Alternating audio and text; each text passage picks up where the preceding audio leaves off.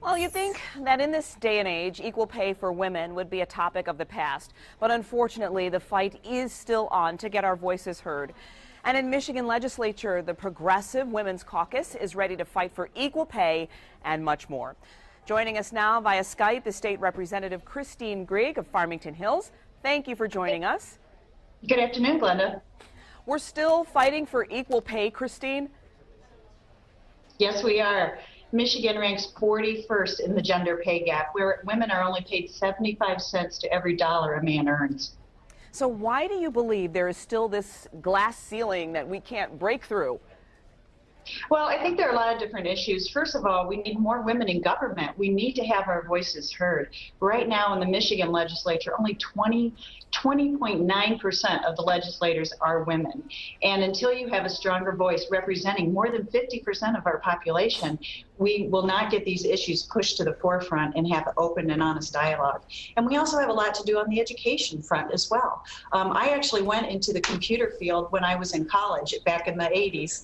That was very unique for women at that time because girls were not hearing about a lot of these professions, and it's still happening today. So there's a lot of education to be done as well to get women into good paying jobs. Well, we're thankful you've been appointed the vice chairwoman of the Progressive Women's Caucus. So can you share some of the topics on your agenda to try to get our voices heard? I think a lot of it is meeting with leadership and making sure that we do have an agenda that's very pro-women and pro-family. I'm thrilled that I'm also on the Education Committee as well as the Workforce and Talent Development. And that's where I see it's really key for the Women's Caucus to have a strong voice. Because as we talk about growing Michigan's economy and bringing more talent to our state, we have to address the issues: what brings talented women to the state and what keeps our talented women here in Michigan. So being very heavily involved in those two committees will help us bring our agenda forward. And you were saying, on average, a woman who works a full-time job in Michigan, 74 cents to every dollar a man makes. Is there a way to bridge that gap? Well, I think a lot of it is working with corporations too, and there's also a knowledge about on the women's side as well as how do you stand up for yourself and how do you, talk about pay with your employer.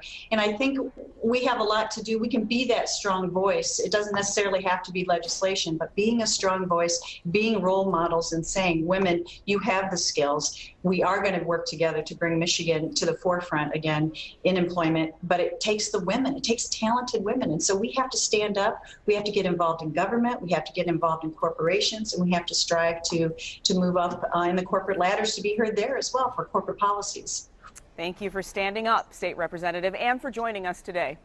Thank you.